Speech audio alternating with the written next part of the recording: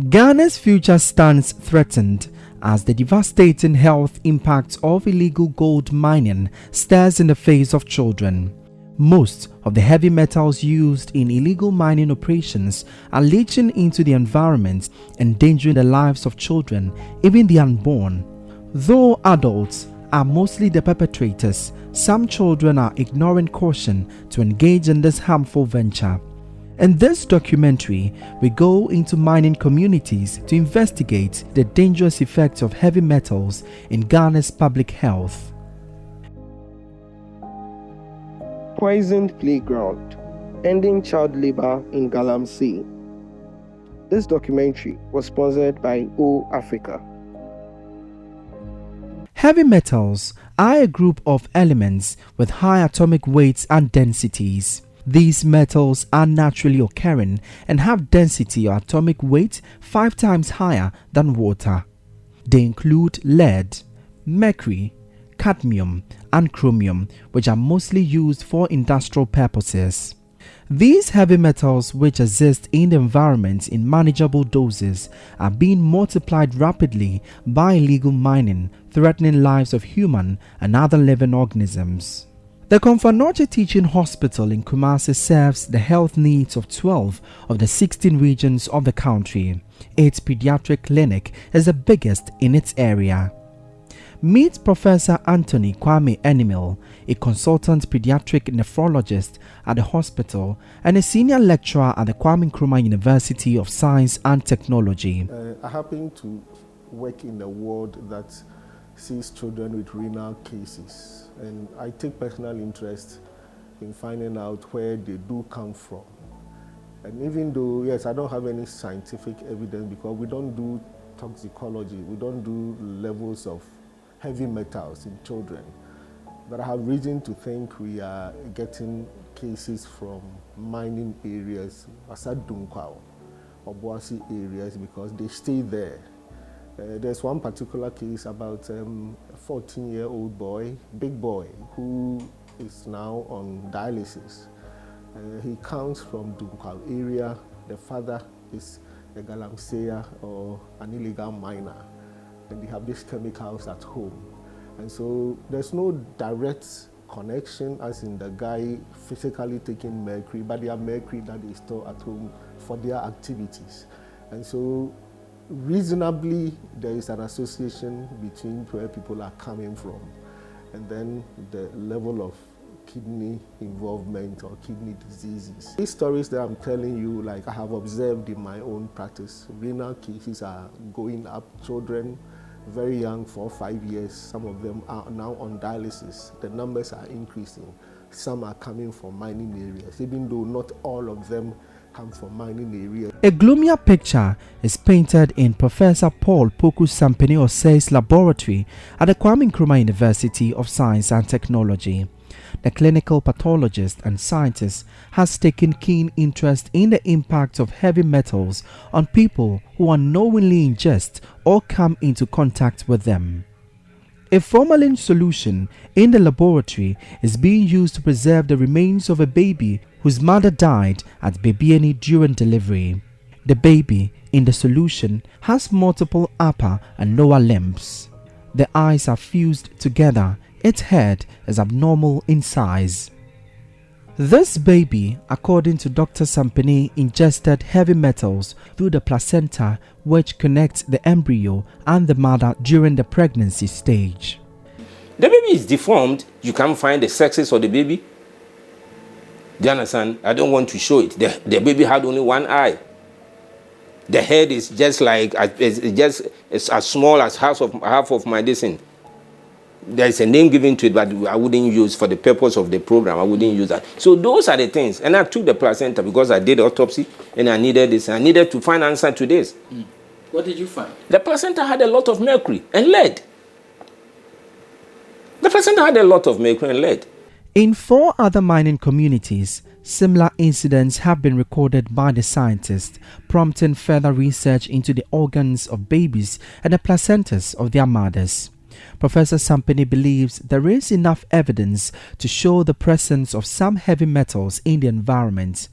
He believes if illegal miners are unable to properly dispose of heavy metals after use, the danger lurks in the environment. And it has come out that the children, in fact, if you read other people's work, infants, children, and even, let's say, embryos, things that are being developed within the mother after conception, when the mother is now, the baby is now being formed. These are places or these are areas that are able to absorb most of these things. Either by inhalation, the mother will inhale it, goes through the blood, and then the child gets it through the placenta. In fact, placenta is one of the organs that has a very good permeability for heavy metals, especially mercury and then lead. In as much as it's tried to protect the fetus, it has also affinity, or let me say permeability level of placenta, allowing some of these heavy metals into the baby is very high amongst all other things. I hope you understand what I mean. Yeah, I do. So basically, the child will pick it from embryogenesis, when he was being developed in the mother's womb, until he's probably, if the accumulation is too much, but I'm talking about bioaccumulation, please. If it is so much that the baby can even bear, then the mother may have to abort the baby, because the baby cannot continue to grow in such an environment. So it becomes so poisonous, and it becomes poisonous to the mother. So the mother will have to abort it. But if for some reason the baby is able to grow with it and be delivered, then it comes to what we call congenital anomalies of various forms.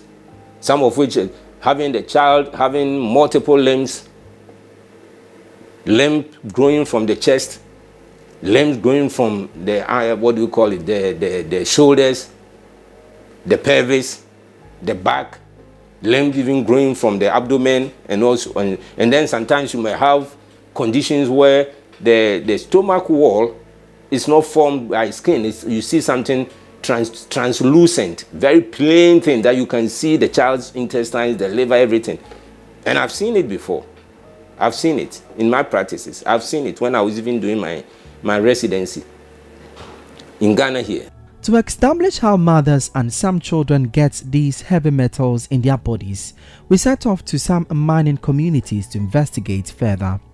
The Wassa East District of the Western region is among areas with substantial gold deposits in the country.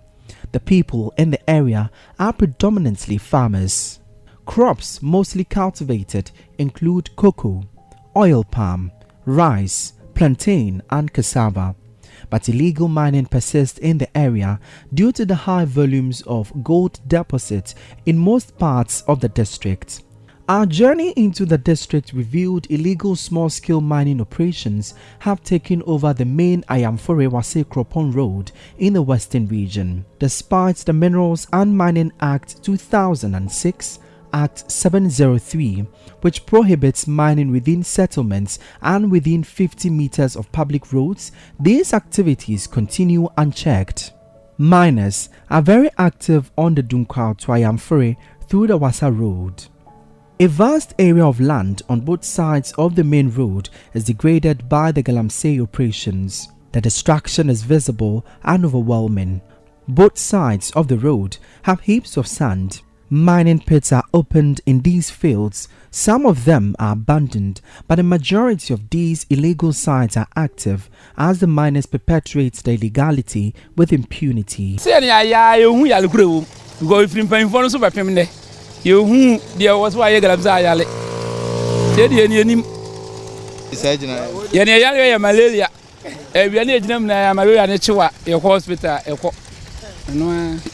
Because what the Galamsey be kuro that's what yasi.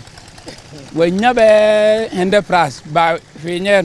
Aside from the mines, there are established artisanal washing depots processing the sand dug in search for gold.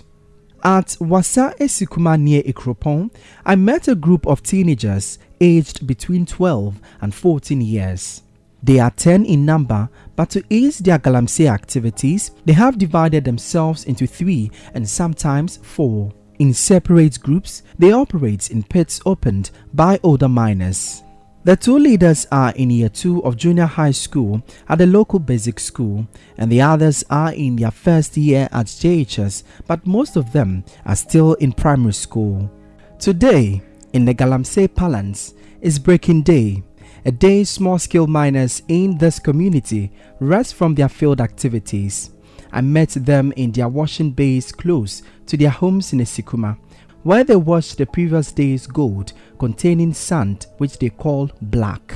A conical-shaped wooden bowl is the main tool here, and with their hands they wash the sand in water. After 2 minutes of continuous washing of the sand, the gold particles settle from the sand. Mercury, the heavy metal, is dropped in the bowl, resulting in the formation of gold amalgam which they call balls. One of the two group leaders, who I choose to call David for this documentary, explains their mode of operations. Na omoya adwuma na ndi omopon ya kwesi amnanim ni atete ani yehoro ni enya bia na ye ba fia na ye diwe no med na to black ni na ya twi ewia na ya cheso ye yipe na ya chechire le koton amabaya. Junior, not his real name, is the leader of the other group who has also succeeded in getting the gold amalgam. Wait minya 0.4.3 ba na ya beton amabaya na jeska 1.3 minya 3.6 near Chennai 1.5 1.5. Moko Monday to Saturday. Moko de bia. Just ebnadangwana yango. Nti moko bia de bia mutimi nya sa 3 million. Ana etiminya 4 million. Enu de bia. Ebu anzo enye dem bia. Acha minimi nwa Kevin timinya be 0.3 na 0.4. Na 0.3.4 moko ton ma hwan na moto an sen na unya. Acha ye kotoma ba ye bi efre no black kwame etiminya 0.3 ni acha no 1.5. The mercury, which is used by the children, is stored in a small container which is originally used to package eye drop. They pass on the mercury to each other as and when needed. Both David and Junior pointed to their gold buyer, whose name they gave as Brakwame, as a supplier of mercury. Though they have knowledge about the danger of this heavy metal, they are more concerned about the monetary gains. Acha etole bia miya de o mami wa onya bi mami indi me kona miya kakra de me pena matimi de iskana ye ebu amuma ebu kwa mami onya iskana bi mami indi adwuma na me kono iskana bi na me nyana da kotua me buku ni iskana mercury no munya no hin acha no de yekoje no baya okoto ni akwakoje na mine na moye no say mercury no unim say chemical dangerous enye acha enye what unim utin say etinde na betimi aye betimi ama yale ebu o ha owo a won se ne ba no ni za ba kon achi ana say wabubu eno tin no acha etiche ni na chile nti ade ntina nim say enye na still mudidi ago mude ye adwuma ne ade acha mangwa aminya bi ndo aduane ma me zunye de bia no benya ska ma me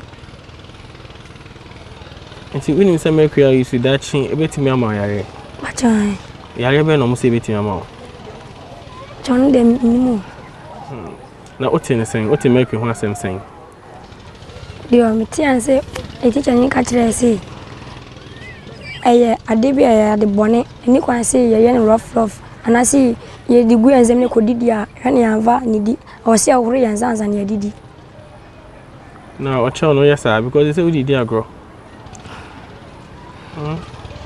sange ye kwa dwuma ana makofa da hye mbutum say nge kwa na ye twa black ni wi ana ya de atuma achi black nda ba fi nti wa ha dwuma no opese of course ana ye ana unya ka bejai nyanga mejai arintia se nanzi ye kwa ye nyabi ye kwa ibu a etinya pondwa ne ba ye cha ade chia ikosko a enema ikototo na enzo ndie epesi ye jai ndi nta mutimi jai si ye janzo a enye de bia na obenye ska amaye ndi pondwa ne be fa ne sana ye yen gakrangra ebeto da bi na ayak iya amaye Teacher na chile say yeah. Any ava sa Mercury na angu kwa nzanya sabia. Ere fini e ko trade and money e dia be yare. And I still that's the age me. Na vanya juma mi na dem de ba chim good ni makoton. According to Professor Paul Poku Sampene Osei's research, it takes between 10 to 15 micrograms per deciliter of heavy metal ingestion into the human body to negatively affect organs. The exposure of these children to mercury could lead to its ingestion or inhalation. I've told you that adults absorb those things 15 to 20% of what ingested this mercury or heavy metals. I won't say mercury alone, heavy metals. But the child, when he ingests, is absorbed. This level of absorption is 50%. So if you took maybe fufu, which has these heavy metals contaminating the components that made that was made used to make the fufu, the child will absorb 50%, assuming that is 100 that was there. He absorbing 50 out of the 100 into the system. I hope you understand the whole. I do. It gets into the system, and so if it gets into the system and accumulatively, he builds it. By the time he gets to, let's say 10 years, and your child comes in and he tells you that, Papa, every now and then I have headache.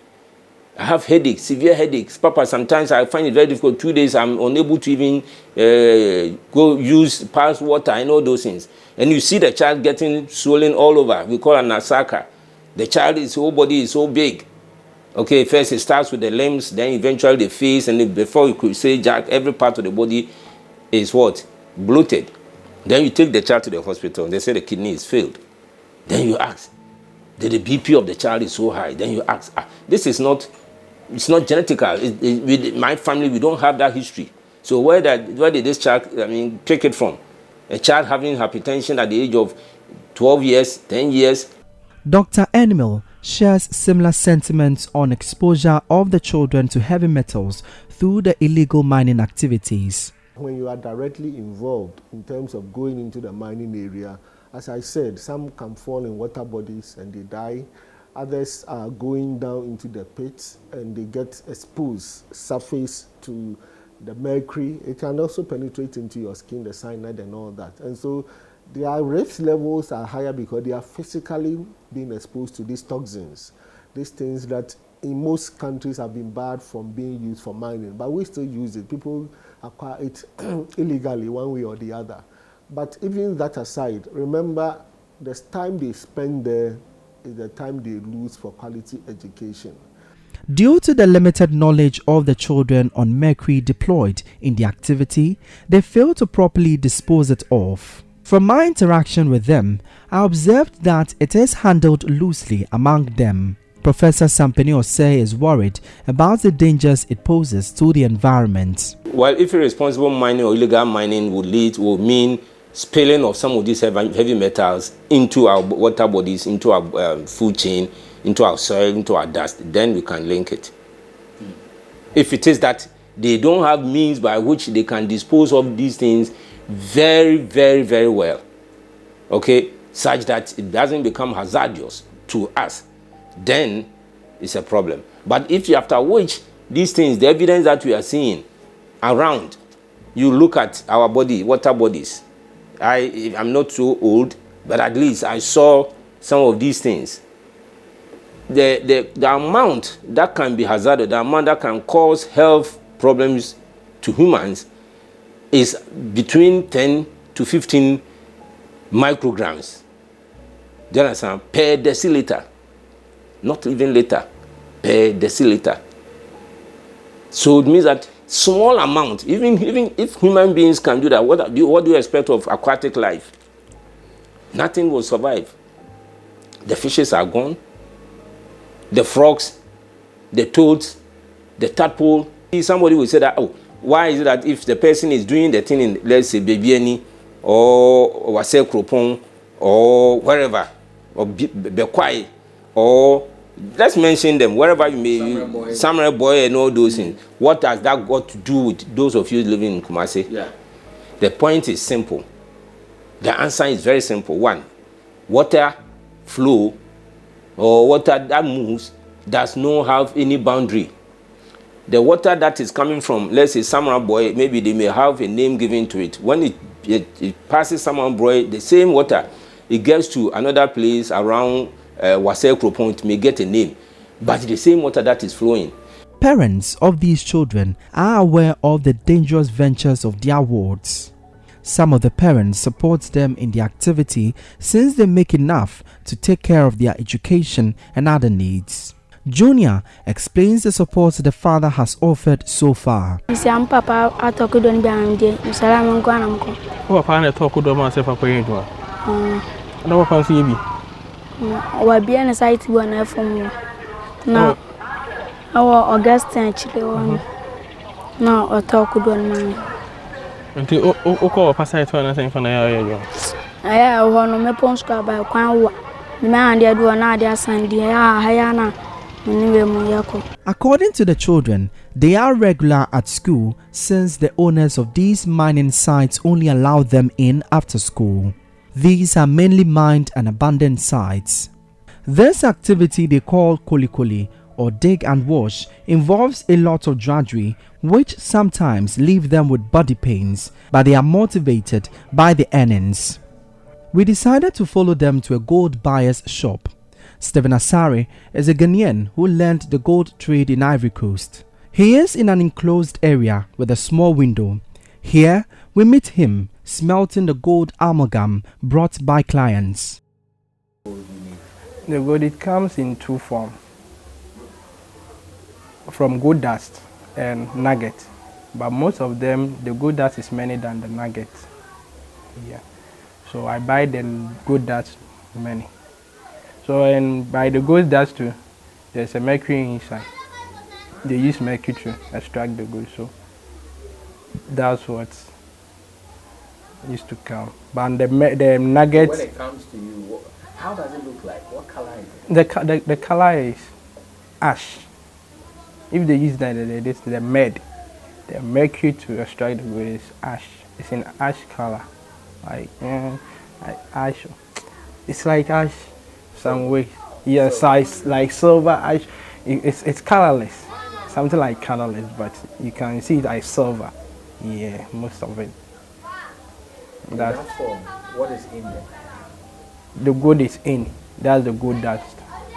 So you need to remove that silver form from that place, from that substance.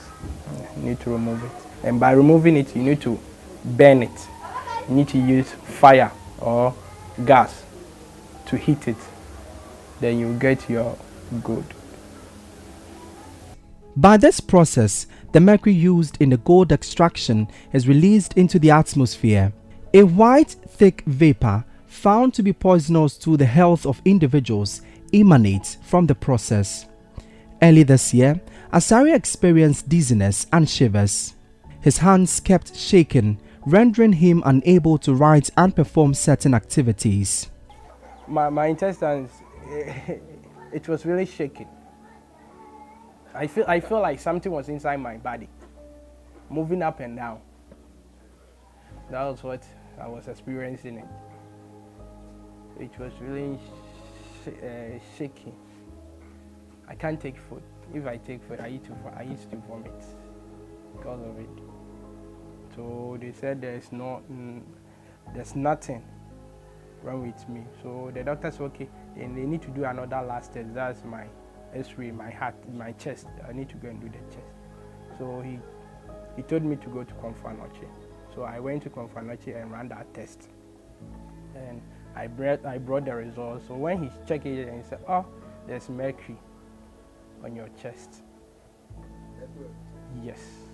He said the mercury, the way that he sees it is like the weather, they are weathering, they are doing weathering, then it has been spreading on it. That's much. So that's what he has been seeing on my chest. So that has been causing that kind of trauma. So. An extensive diagnosis revealed he had inhaled mercury. He spent more than 10,000 cedis on medication alone in treating the condition. So he put me on the drug. The drug was very expensive. So he cried. He was thinking that he needs to get another one that is low, but we searched, we couldn't get it. So it was 2 drugs, and I got one for the meantime, and I started taking it. Before the next one, I get that one. After getting the drugs, they told me that there's some inflammation on it, effect on it, so I need to wait so that they will check and know how I will take it, because it's an injection, and it's not everybody that can inject someone. So he contact a doctor for me, and the doctor, through the doctor, he to contact a nurse for me. So the nurse that came in and injected me that injection. So you hired a nurse? Yes, I hired a nurse. Each day I was paying that nurse. That was only her transport. That was 100 cedis a day. So she would come and give it to me morning and evening for 15 days. Asari is aware the release of mercury vapor in the atmosphere poses threats to the community. He fears for these people, but he believes the solution lies with the miners. They will be going through a lot of this kind of disease and that kind of essential trauma and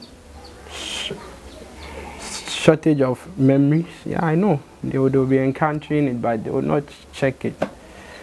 And all is from our grassroots, from the people that they work, from the bush, because they use the mercury. We that we are in the shop, we don't use the mercury. People that we buy the good, we don't use the mercury. If you bring it down, you have burned it down, and I'll buy it. If you have not burned it, I'll burn it. So it's from them. I suppose they are to stop using the mercury. This kind of sickness will not come. Today, he is back in business after successfully treating the condition, trusting his personal protective wares.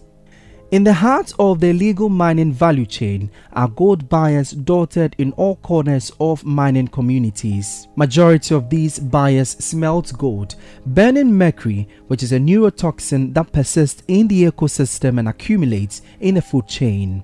Dr. Eugene Ansah is a researcher at the Sheath Laboratory at the Kwame Nkrumah University of Science and Technology. With a mobile mercury air analyzer, he has been testing for mercury concentration in some communities. As for mercury in air, it is one huge challenge that we are being faced with. Preliminary studies have been undertaken by the Sheath research team in KNUST using a Lumes mercury analyzer. We did preliminary studies in Upper East, northern regions, of which most of these results have been published in Chemosphere. Now, what we saw was that most people were exposed indirectly to mercury vapor, farther away from the point source, that's the point of application or the point of amalgamation and roasting, farther away. In the Upper East region, if I should mention, but I need to be precise, there it is a small-scale gold mining town. That's the economic activity that pertains most in there. People who are engaged in the mining do their amalgamation and roasting within their huts. So you go and find somebody within his or her hut doing the roasting, because it is fear of people getting to know that I have a lot of gold. Now, as you do that, these huts are more or less enclosed, so it stays within the room, and this is the same place that the person is going to lie.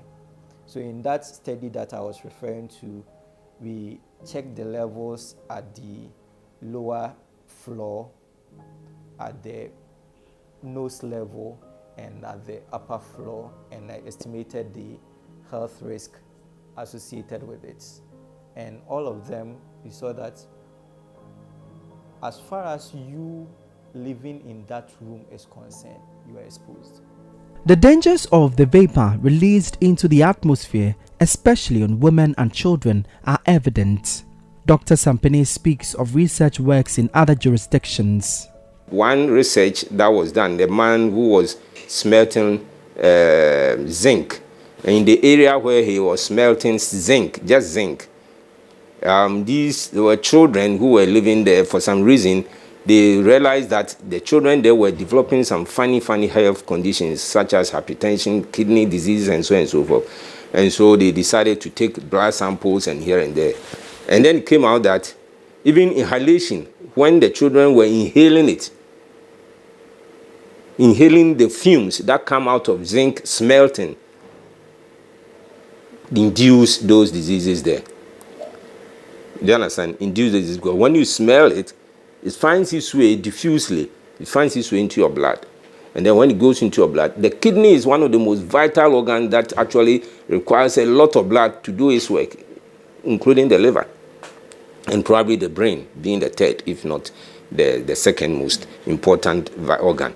So once they went into the kidney, then they destroyed the kidney apparatus, like the nephrons, which is supposed to have the work, the functions of the kidney, the glomeruli, the tubules and all those things, the interstitium, everything most of them got destroyed. So the children started having deposition of all these toxins, such as urea and all those things, into their system. With these research findings, Dr. Eugene Ansah fears for the future. He describes the present situation as a time bomb. Ghanaians, we are sitting on time bombs, which, if care is not taken, in some years to come, our generation will go into extinction, because we are dying gradually from acute exposure to these things. Today, I might not feel the effects, but with time, it will show off. So bioaccumulation is showing off gradually in most of us due to the things that we are consuming. The Mercury Act 1989 guides against the trade or importation of mercury without the requisite licensing. Section 1 explicitly indicates any person who imports any quantity of mercury into the country or has in possession or buys, sells or transfers any mercury except under a license issued under this law shall be guilty of an offense and shall on conviction be liable to a fine not exceeding 2 million cedis or a term of imprisonment not exceeding 2 years, or to both. It further prescribes the offense and punishment for small-scale miners who may possess more than the required amount of the heavy metal. Any small-scale miner who sells or deals in mercury, or who is found in possession of more mercury than he reasonably requires for his mining operations, or who does not observe good mining practices in the use of mercury for his mining operations, shall be guilty of an offense and shall on conviction be liable to a fine not exceeding 2 million cedis or to imprisonment for a term not exceeding 2 years, or to both. This gold buyer refutes selling or sponsoring any individual with mercury in mining, hence he doesn't have any. Some buyers who I engaged with gave me a similar response. Eko Khan is operations officer for the Chamber of Licensed Gold Buyers. The chamber since inception has concerned itself with helping the buyers adopt best practices to meet international standards. Mr. Khan dismissed allegations that members sometimes sponsor children in illegal mining with mercury. That I have embarked upon as the operations person for the chamber, I haven't come across miners who are into the use of mercury in gold recovery. But I will not also hold brief, because there are some parts of the country where you might find miners who are panning to recover gold. And then there are tendencies, some of these kids might use this, but as to the chamber or licensed buyers taking the blame, that one I cannot say that is the way, because we as a chamber and most gold buyers know mercury is a heavy metal. It has a lot of adverse effects on human health. For that reason, courses upon courses, workshop, the EPA has been trying to engage that there are alternatives where we can recover gold without dependent on mercury. A deeper investigation into the sale of mercury shows most of the dealers buy them in 350 milliliters bottles. It is then fetched into small plastic rubber balls, selling between 120 and 150 cedis. Mr. Khan indicated some women in the trade have experienced some health complications. But some of the encounters that I have witnessed with those who use mercury, or especially those who normally retail it, is that, they normally buy it in what I'll call 350 milliliters bottle, and then they normally fetch it into plastic polythene and tie it. As they do these things, those miners who normally require this in their gold recovery process goes to buy it at various points. And then those women who normally, or those retailers, the little experience I've observed with some of them is that their hairline recedes, and some of them experience broken hair. So as a result, some of them have advised themselves to wear a head cover to minimize the effect that they normally experience with the mercury. And some also at some point in time complains of having what is like tremor, hand tremor. And then some of them have taken notice of these things, and they are applying some medicines which are being prescribed for them to minimize some of these effects. But we hope as we go along, the use of mercury in the recovery process within the artisanal gold buying sector will become very minimal. But there are some children who are involuntarily exposed to the harm. To find such children, we made a trip to Atitim, a small community in the Adansia Sokwa district of the Ashanti region. Its basic school has student enrollment of over 100. Just like any other basic school, the institution is saddled with many challenges. But the biggest of threats is illegal mining operations behind the school's compound. The junior high and primary schools sit directly opposite, with a road separating them. About 20 meters away from the junior high school is the Galamsey site. The vegetation cover behind the school is completely removed by these illegal miners heavily searching for gold. Deep pits are dug behind the school, threatening the lives of the children. At the time of our first visit to the area, students were outside the classroom, though it wasn't break time yet. Teachers had halted lessons because they could not endure the sound of the working excavator sitting just behind the classroom. The sound of the equipment had drowned the voice of the teacher, so the class had to be suspended. None of the teachers could voice their challenge for fear of victimization by the miners. The school's toilet facility had to be relocated after the miners brought the operations directly behind the area. The borehole that provides the students portable drinking water is now an arena for washing gold. Second-year JHS student Caleb Odrokusi is worried about the threats posed by the illegality.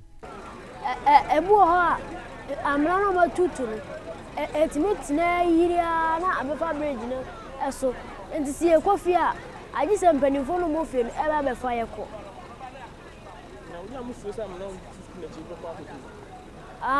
Se was here toilet cola first a child near toilet no.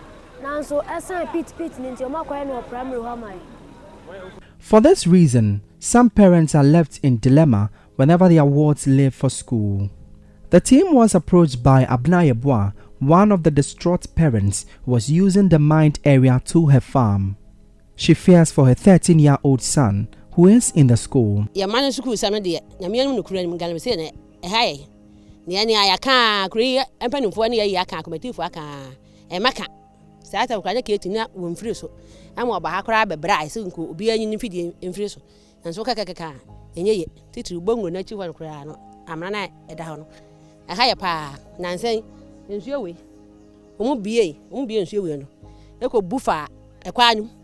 Tina, omo amo ebedi dwa no omo nya kwan ma ane yen so yen free here kwaje so yen nya kwai enko ba ko bi wo sa school no achi wo pa kende ye hwema omo ekata so se eben enkwala no enti ye mpene ama wo mo nye enti ye ko hwema omo kata so ba jo de minim efa ho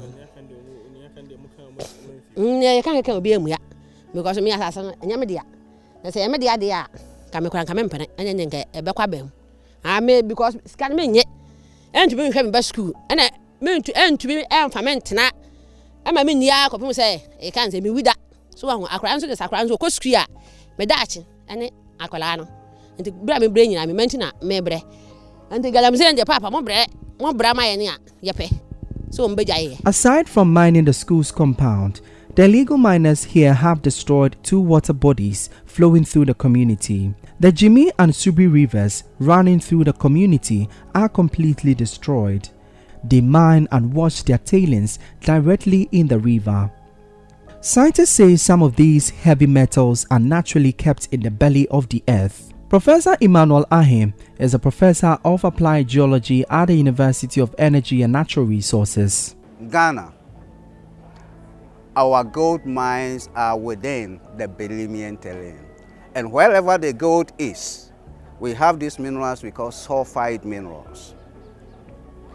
Some of them are the arsenopyrites, which when they come to the surface environment, release the arsenic into the soils, into the water bodies. We have chalcopyrite, as an example of the sulfide minerals, release copper into the soils, into the water bodies. We have galena, okay, which contains what? Lead.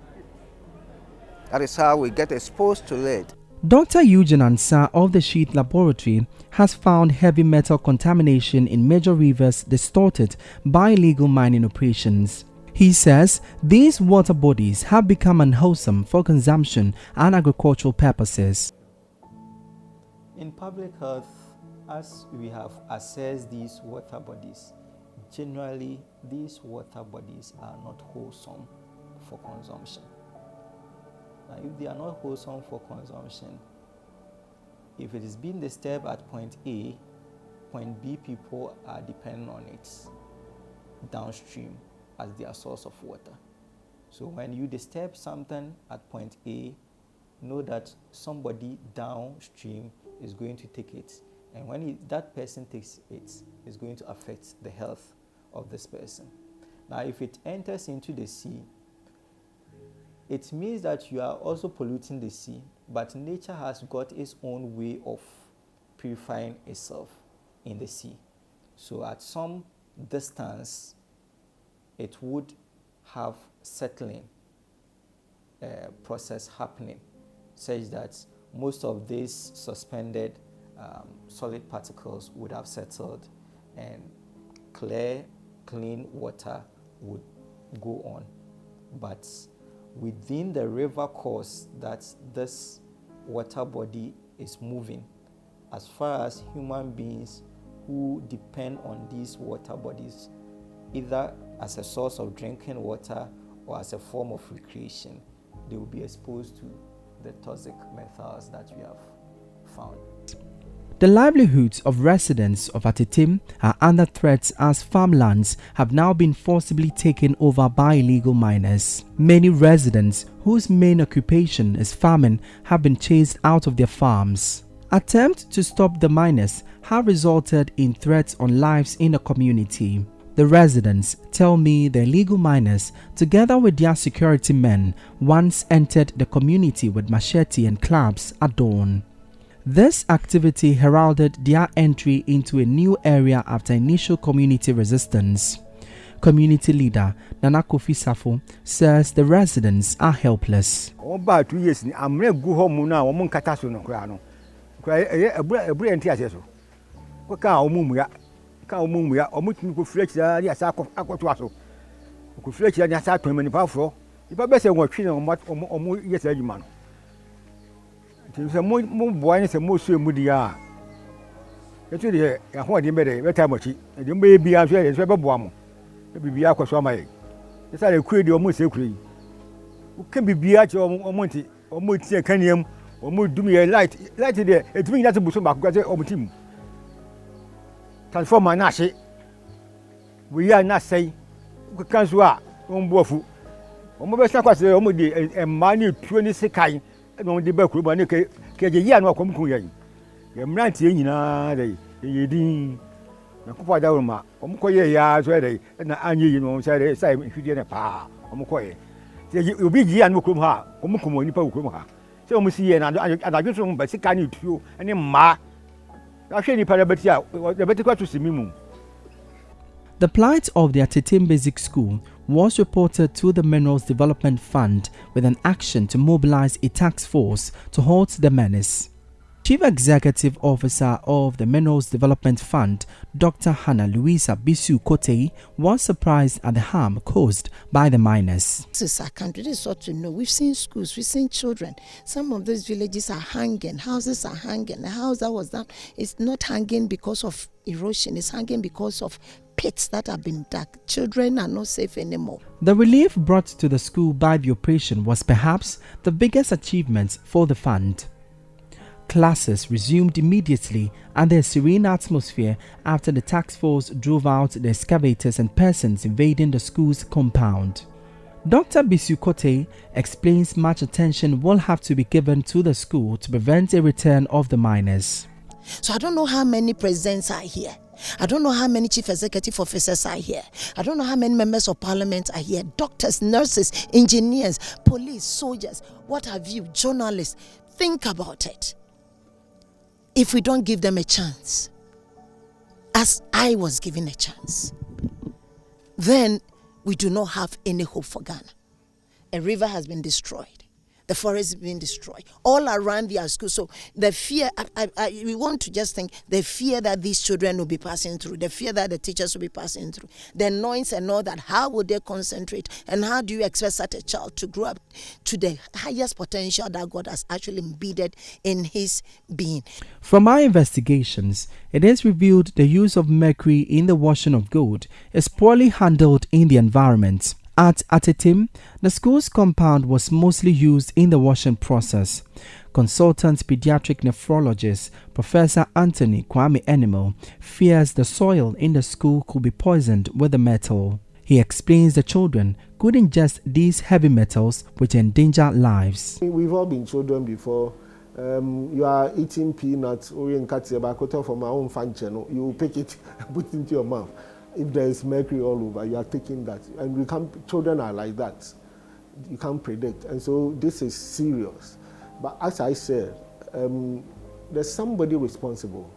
The teachers might be powerless, but they also have districts. So I think the system should work. There should be a way of stopping and letting this stop because it can't go on. Somebody must act right. Because again, the implications are just what we talked about. Apart from water seeping down, even including the borehole, the compound itself, which is being contaminated by washing of this gold and the residue, has effect on the children. So I think there should be proactivity. I mean, the right authorities should act and make sure that the right thing is done in the name of saving the future of our children. Back in the western regional town of Wassa Adiembra, our cameras captured a group of women numbering about 15 carting sand believed to be rich in gold deposits into a waiting tricycle. They halted the moment they noticed the news team parked their vehicle along the road. Among the women are 4 children, 3 of them toddlers, and another presumed to be less than 12 years old. 2 toddlers are strapped at the back of their mothers, and a 3rd toddler is also strapped at the back of the young girl who came with the women. Though the girl was not involved in the activity, she stands in their midst watching them work. Our cameras were restrained from capturing the activity by some men who were believed to be security operatives overseeing the activity. From a casual observation, dust from the operation is hard to bear for adults, posing a bigger risk to children. Divine Amenuke at the respiratory unit of the Konfanorti Teaching Hospital confirms an increase in lung illness, with most cases coming in from mining communities. from my experience, we are getting some cases of young people whereby they come with difficulty in breathing and cough. Sometimes they might have chest pain. And from our investigations, which mainly would be chest x-ray, and then if they can afford, we do a higher form of x-ray that we call computed tomography or CT scan of the chest. We find that they have extensive damage to their lungs. And when we go into their history of what kind of job they do, they tend to be people who come from communities that are involved in illegal mining. And it is a well-known fact that is scientifically proven that people who are exposed to chemical fumes and dust from mining sites have a group of lung diseases we call pneumoconiosis. Dr. Amenuke further explained that dust particles entering the body cause damage to organs that aid in breathing. He says some illegal miners have been diagnosed with such diseases in recent years. So with this, it also increases your risk of developing tuberculosis, because what happens in these conditions is that the particles and fumes from these activities that they do damage the lung. The lung is supposed to be made up of very small balloons we call alveoli, which when you breathe in, the balloons open up and you have blood vessels surrounding these balloons that will tend to extract oxygen for you.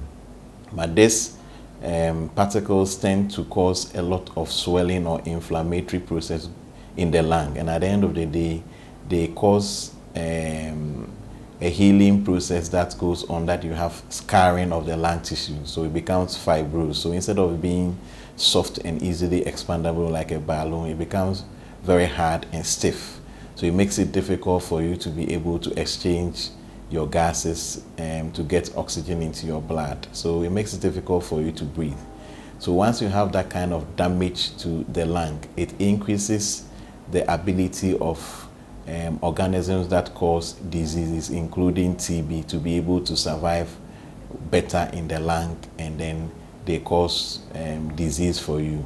So some of them come with just a difficulty in breathing, and from our investigations, we don't have anything else to explain than their occupational exposure and the kind of pattern that we see on their imaging that tells us that it's most likely from that.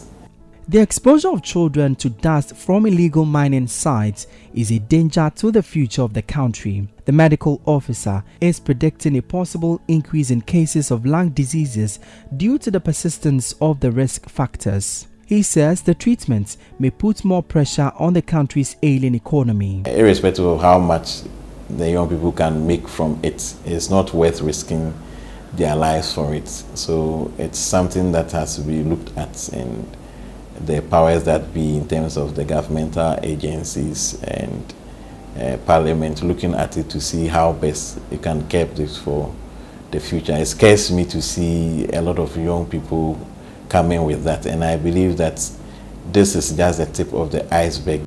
Research and clinical findings are pointing to a more serious health risk of illegal mining activities to the lives of children as the menace persists. With the government taking up the fight against illegal mining, many promises have been made to combat the illegality. But until the fight is won, the dangers lurk just a step away. This feature story is sponsored by OAfrica.